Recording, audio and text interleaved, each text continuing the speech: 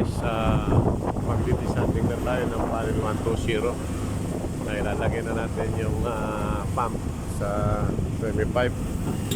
So yung natin sa bukas, saan tayo ng descending guys. Panel 120 to guys. Piniprepare natin yung 25.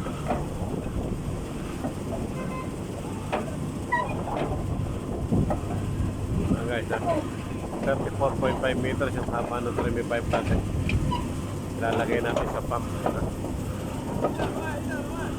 Guys,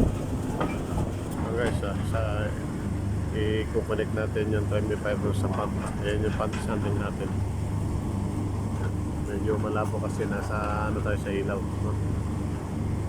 So guys, na-connect na natin. So bubuhatin na ng tray natin yan. Dadalhin din sa butas. So guys, ilalagay na natin ito sa butas. So guys, na-unod na natin yung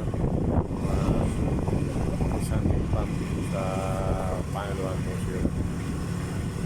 So mag-start na tayo ng sanding guys.